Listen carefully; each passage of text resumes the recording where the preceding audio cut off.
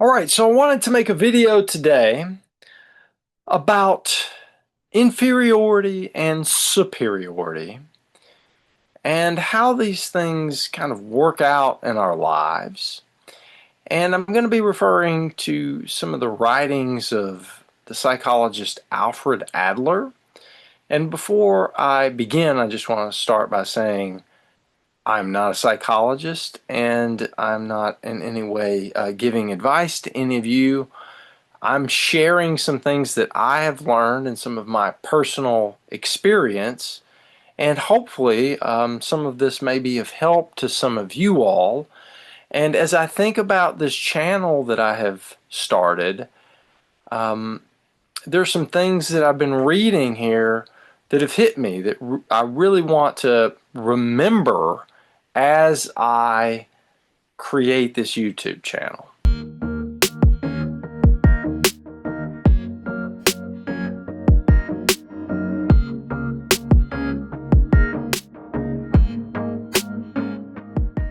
Alfred Adler is someone that I've been familiar with for a while.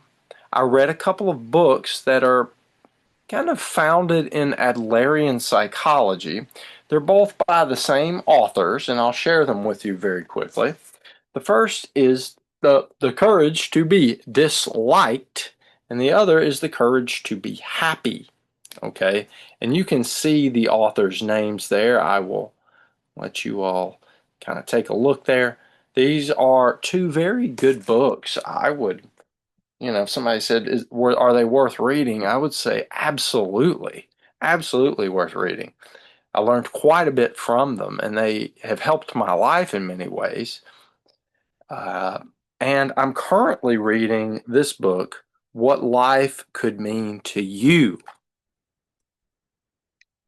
Now, and this is by Adler himself. So, when I think about our cultural relationship to the word superiority, when I think about how we perhaps have been taught to think about the notion of superiority and the desires for superiority within ourselves, I'm really having some light bulb moments here. Okay, when we're on YouTube and people are or Instagram or Facebook, what people are doing is they are trying to garner attention. They're trying to get people to notice.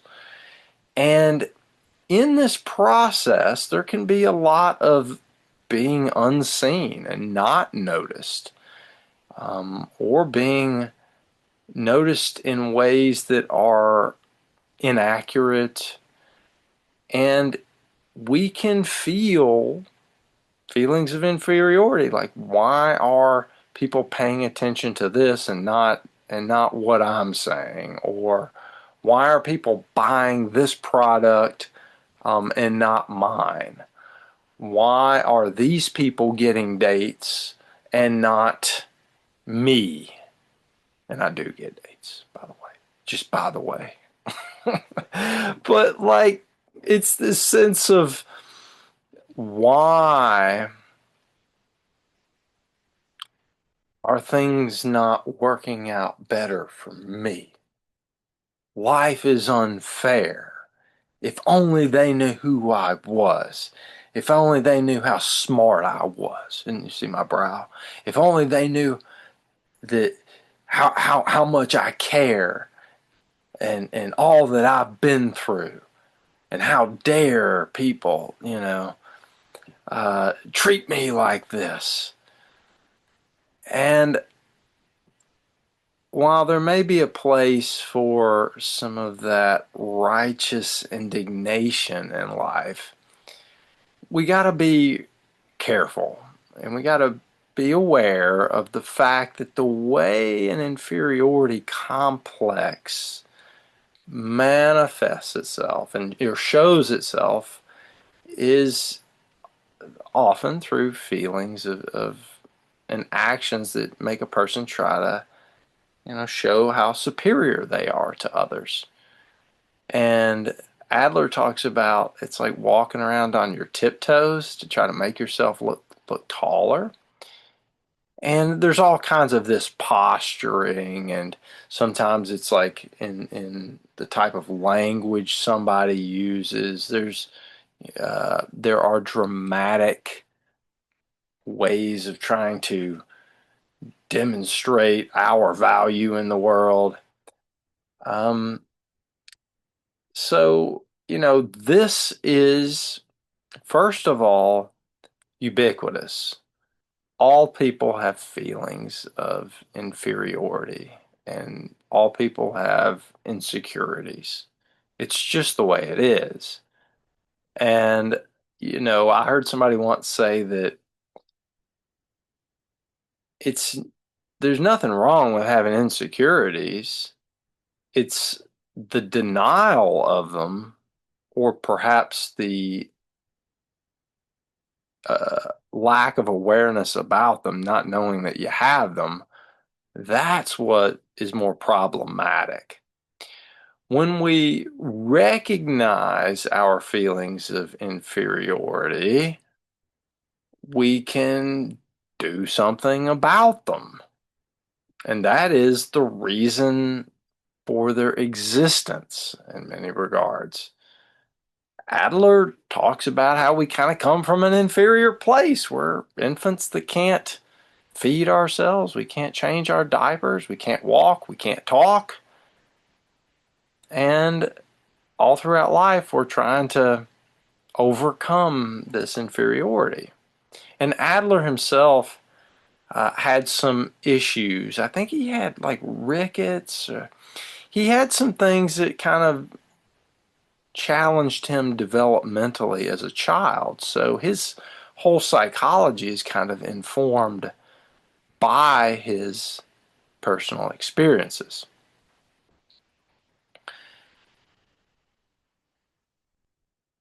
There again is nothing wrong with having a feeling of inferiority about something. The problems sort of arise in how we deal with these things. And one way we deal with them is we try to superiorize ourselves over others. We try to be bigger, we try to be stronger, more muscles, we try to be smarter, we try to have more money, we try to be louder, we try to ridicule others, those kinds of things. I want to read to you one thing. I'm remembering this was real this made me kind of laugh. He was talking about how there are like there are so many ways to try to overcome inferiority. And he's got this example of these kids at a zoo, and they're with their mother, and there's a lion that comes up, and the different kids have different responses to their feelings of inferiority. And he says that for one of the kid children, oh, here it is. Uh, he says, three children on their first trip to the zoo. As they stood before the lion's cage, one of them hid behind mother's skirts and said, I want to go home. So one way we deal with inferiority is we become, as he talks about, crybabies, and we stay close to mom, close to and mom also meaning like what's familiar. We stay within the family. And you hear a lot about this. Keep your circle tight. Keep your circle tight. Right? And you'll hear people talk about people are evil. And this is a highly neurotic way of thinking about things. And a lot of people subscribe to this because they're hurt. And when we get hurt, it brings up feelings of inferiority. Why didn't I prevent this? I can't believe I didn't see this coming. Why didn't I predict this? Prediction error. Uh-oh, I don't know. Can I trust? Can I? Too much distrust starts to develop, right? Um, he says the second child stood where he was, very pale and trembling, and said, "I'm not a bit frightened." So there's the denial. And you see this in relationships. People are so afraid of being inferiorized in relationships, and they don't want to lose power. Oh no, somebody's gonna. I would hate for someone to, and nobody wants to be dominated, but it's kind of like, oh no, I showed that I cared, and somehow that made me the weaker party. Because the other person maybe does take advantage of that, or somehow doesn't reciprocate, or um, somehow we just don't feel, we feel less because what we offered wasn't able to be received. And somehow we're like, oh, there must be something wrong with me. Oh, I shouldn't have said that. I shouldn't have revealed how I feel, and these kinds of things. So they, you know, I'm not, I'm not a bit frightened. That's also, I think of like Poker Face. I think of that song, and I've thought about that many times, and how it's like false confidence, and it's meant to, in a sense, make the other person instinctually uneasy because they're trying to get a read, and people are trying to, blank, make themselves blank so as to stay in control, and to keep getting that attention from someone. Now, sometimes there's the blank face for protection, and it does make sense, but sometimes it's about insecurity. And if we're not secure enough in ourselves, we will take on insecurity and think that we've done things wrong, or that we're inadequate when we're absolutely not. The third child, um, the third glared at the lion fiercely and asked his mother, "Shall I spit at it?" And he says all three children really felt afraid, but each expressed his feelings in his own way, in keeping with his lifestyle. So some people want to spit on the things that frighten them. And this is making me think right now of something I had heard about Jesus. And this isn't, a theological moment here, but it's just this idea that people had, I think I heard like three different reactions. People ran and hid from him. It scared them. It really scared them. Um, Others, uh, wanted to just ignore him, and then or ignore him or worship him. Um, I think it was more worship him than ignore him. I think that was the second one. But the third one was they wanted to kill him, spit on him, because people were afraid of what he was bringing to the table, and he was in a sense very much challenging people. And I think in some ways, he was kind of getting at this notion of, okay, segue segueing, the way we are, the best way to deal with feelings of inferiority, according to Adler, is to develop an increased social feeling and social interest, that we don't collapse into ourselves and worry about, if only they knew who I was and what I've been through, and that whole thing, or they don't know who I am. And it can be sadness, it can be anger. But I think what what Jesus was trying to point out was that, people weren't equalizing themselves enough with others.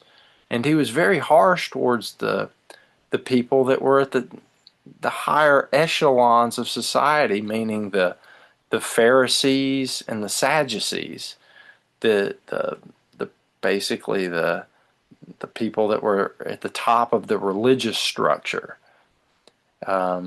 So I believe very much Jesus was trying to show us, do unto others as you'd have done unto you. He's trying to point us towards a healthy sense of equality. And equality has become a word in our culture that is lost so much of its wonderfulness. Equality is something as a kid, I grew up really loving Martin Luther King, and I thought that he was just a great man. And I thought that the message of equality was right. And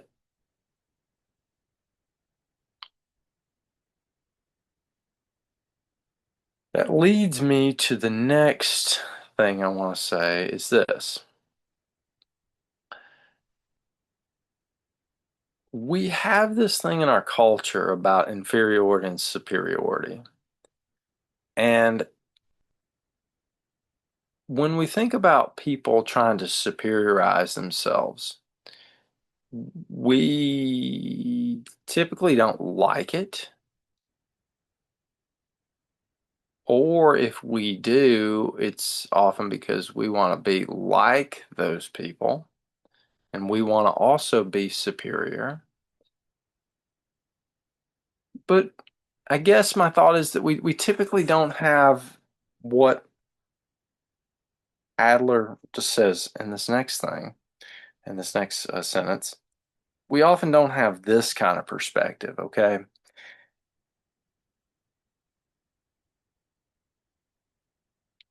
First of all, he says that a philosopher must sometimes exile himself from society from time to time to think and to write his books. There is a time to withdraw from society and to kind of pull in, introvert, but it's not for the sake of living in a private fantasy that says, oh, the world just doesn't know how brilliant I am and they can't understand me yet. And this idea of like the world not being good enough for us. But he says, that the inevitable mistake involved with each goal is never great if the high degree of social interest accompanies the goal of superiority. So, in other words,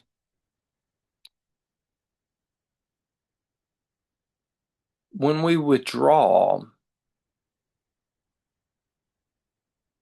and maybe we do have some insight that is hard, that we're having a hard time either conveying or it's not being received, and maybe we are on to something that the social world we live in isn't able to understand, that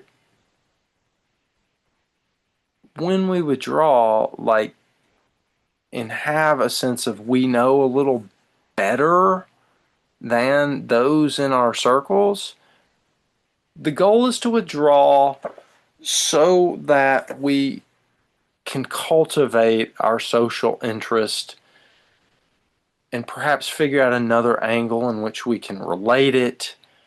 But it's not to pull back and just reinforce in ourselves that we're better than other people. Um, it is okay to want to be better than. I made a video recently, and and since that time, I've been reading this and I'm rethinking that a little bit. it's okay to want to be smarter than others. It's okay to want to be stronger than others. It's okay to want to be wealthier. But what's the reason to want to be better than others if it's not so as to help others? That's where the problem really lies. And again, he says the inevitable mistake involved with each goal is never great if a high degree of social interest accompanies the goal of superiority. The problem is losing our interest in others and collapsing into ourselves, and we become narcissistic when we do that. We become lost in illusion, and we can kind of spend a lot of time playing in our own sandboxes, and life will pass by, and in a sense we're withholding our gifts to the world because we are meant to be social creatures. We are social creatures. I think science calls us eusocial or ultra social. I'm thinking of the book Social by Matthew Lieberman, if you've not read that. It's a really good book. You see it right up there. Social by Matthew Lieberman. But yeah, we're social creatures. Our default network in our brain, according to what I read in his book, it defaults to social relationships. In other words, when we,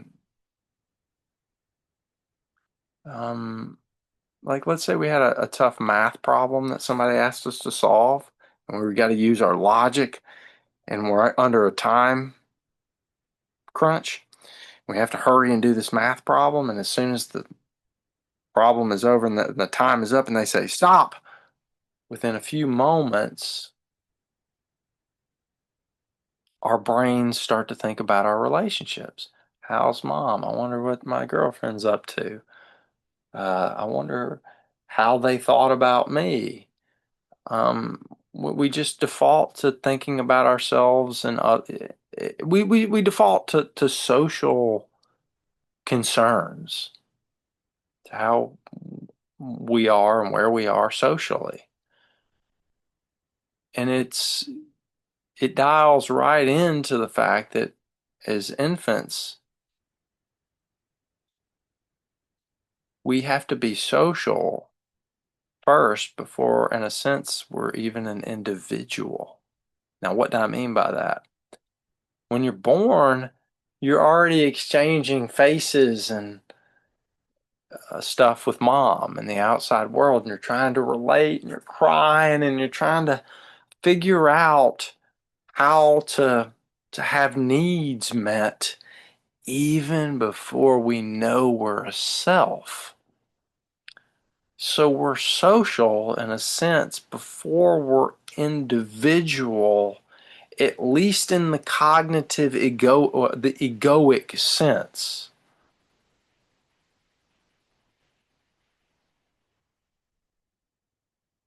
So our lives and what we are as creatures, we are about something bigger than ourselves, just by default. So that's part of the reason we're so wired to understand ourselves socially. So this phenomenon of inferiority and superiority, it makes sense.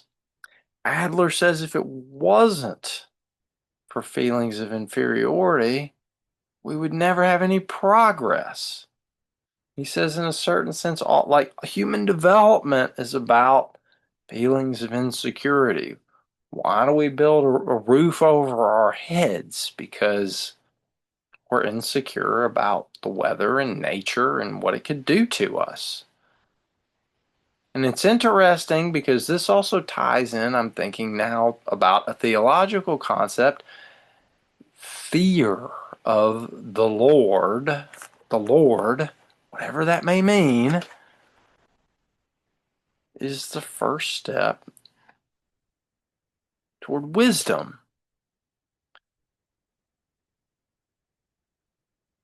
So we start with inferiority. We start with insecurity. We build security. And in our attempt to overcome being inferior, um, if we don't do it in the right way through more courage, we sidestep and we don't actually do the things that help move us forward in life so that we can be more secure. And we often will blame others, and we all do this. We've all done this. Another thing he talks about in this book is how, he was talking with people about, with different patients about stealing and lying, and there often is there are reasons for these things. In our culture, we often don't want to hear the reasons and offer any sense of for understanding and forgiveness. It is important to have rules, and it's important that there are certain consequences. But what happens is that if we don't live in a society that is compassionate enough, understanding enough, forgiving enough, then it just encourages those things. He says, if we ever hear of a case of lying, we must look for a severe parent. Um, Basically, this particular patient, her father would punish her so severely that she was kind of forced into lying. A lot of the lying that's going on in our culture is because people are kind of forced into it. And some people that are, from particular religious persuasions might really not like to hear that. But there are times in which people are going to lie simply because the parent, and the parent could be like the state, um, it could be the boss. It could, it's this idea of the authority figure. Um, if you tell them the truth, it's kind of, he says, there would be no sense in lying unless the truth were felt to be dangerous. So, you know, if we want truth out of people, there has to be some place where people can confess. There has to be almost, to me, it seems like there almost has to be a quote unquote reward for confession. Now, what does that reward mean? So I said, well, you mean somebody does something bad and then they admit it and then you reward them? What, are you an idiot? What I mean is that it's a diminishment of the punishment, that we say, all right, I acknowledge your courage and you're willing to face consequences and to own up and take responsibility. And that says something about your character, perhaps as much as the thing that you did wrong. So, when you think about a judge, you would think that the judge would give a lighter sentence, find a creative way to kind of promote the virtuousness of the person while making sure that the lack of um, socially acceptable behaviors is dealt with. Okay. So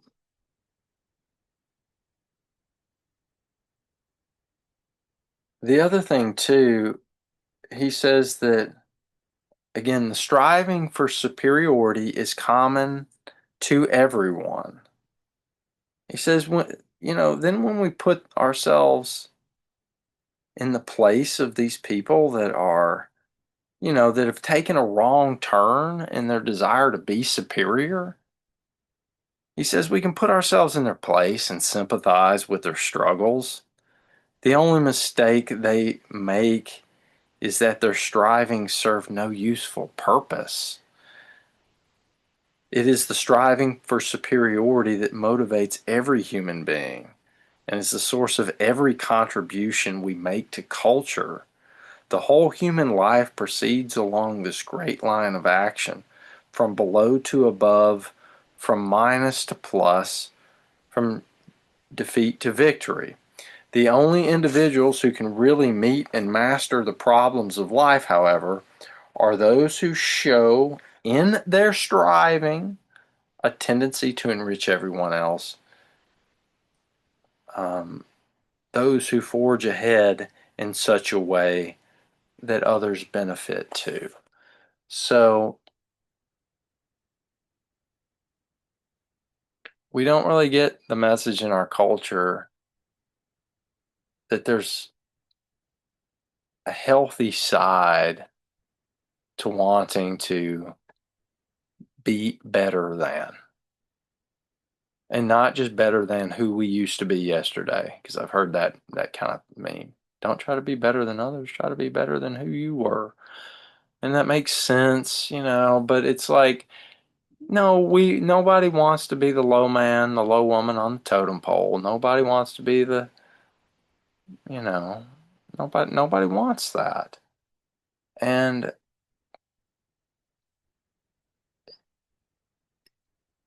he also says, if you think about it, like, what would happen if we achieved our goal of complete superior, like if we achieved our goal of complete security and the removal of all insecurities and found ourselves in a place of complete superiority and security, and life would lose its perhaps meaning, its zest. And if you think about a lot of people that do seem to be at the top in terms of money, wealth, fame, status, um, looks, they're they're finding other things to feel inferior about. The feeling of inferiority, it's gonna manifest itself in a thousand different ways. So self-awareness is the recognition that, okay, we have some insecurities, and let's not blame everybody for them. Let's not blame ourselves too much either, because there's reasons for these things. And let's have some courage, and let's move in the direction to find more security. And I just want to end the video by saying that's part of the reason I want to do these videos, is because there are some places of insecurity in my life, and that has made me be a little bit timid when it comes to making YouTube videos. I realized that I could be a better speaker. I could, mm, I could have thicker skin when it probably comes to things like comments that may one day come up. Um, I have insecurities about finances. I'd like to make more money. I'd like for this YouTube channel to turn into something. I'd like to eventually have a revenue stream from this, which seems so funny because at this point of making this, I've literally posted 2 videos on my Namaste the Day channel that have like maybe 6 views on the first one and like maybe 2 views on the second one or something like that, you know? So, I realized that the social media stuff can really provoke feelings of insecurity. And one thing Adler talks about and I can't remember if I mentioned this at the very beginning of the video because I started a video and it wasn't going well, so I deleted it and I read and I'm making this one. So hopefully I'm not repeating myself here, but that the inferiority complex has two poles. One is the inferiority complex and the other is the superiority complex.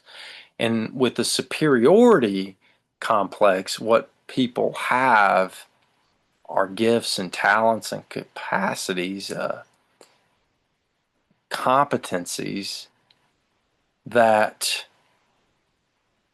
are valuable, but those people often trip themselves up and reinforce their own feelings of inferiority. He says people often ping from inferior to superior.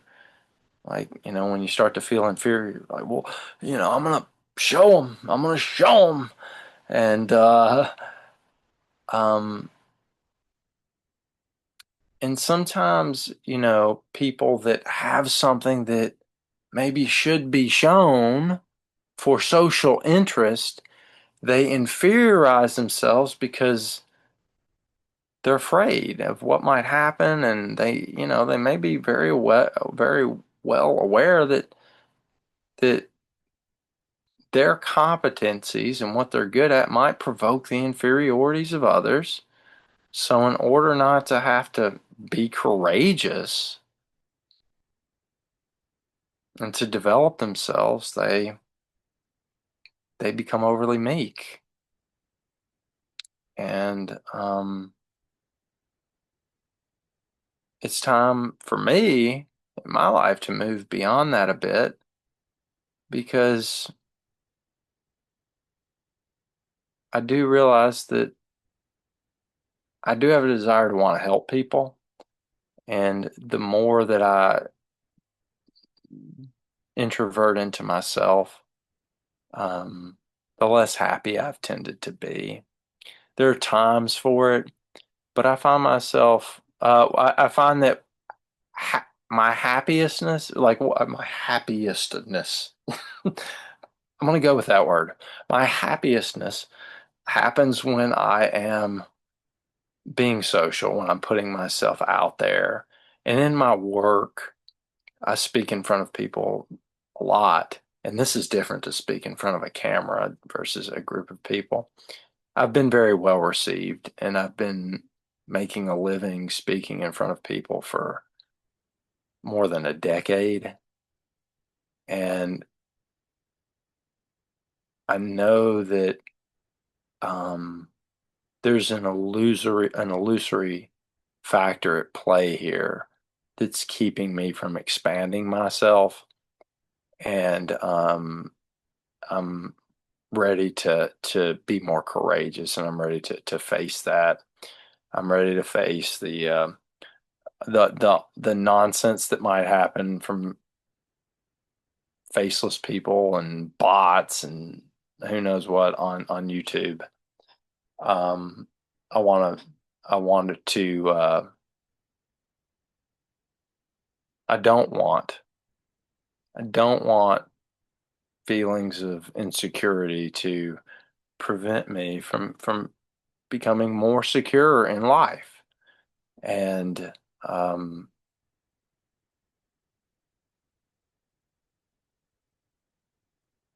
when it comes to the Namaste the Day channel, Namaste again is about respect and reverence and about carpe diem. Time's ticking. I'm 47 years old, and some of you watching this may be even older. And one of the things I share with seniors, I work with a lot of seniors. One of the things I share with them is like, at this time of life, Are we waiting for permission to be happy, to be ourselves? Because I tell you what, you know, as we get older, if we're not courageous in these earlier years, we'll look back with more despair and with more regret. So the acceptance of imperfection and that we could always have done better and that there's always going to be somebody that's smarter, stronger, someone that knew something before we did and those kinds of things. And that's just fine.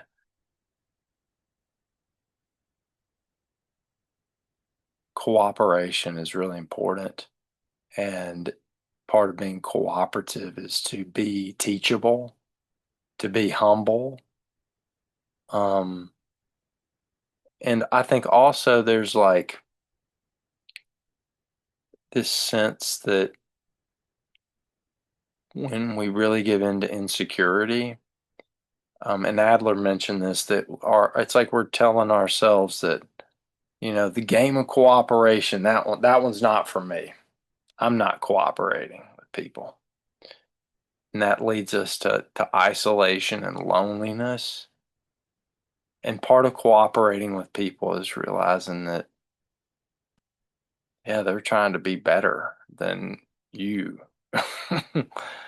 And they're striving as well. And that sometimes, healthy competition, it helps us go, but we're only competing in a sense like that competition is meant to make the whole group better. So if we're going to compete and we're going to do that, let's look at that bigger picture of why we're going to compete and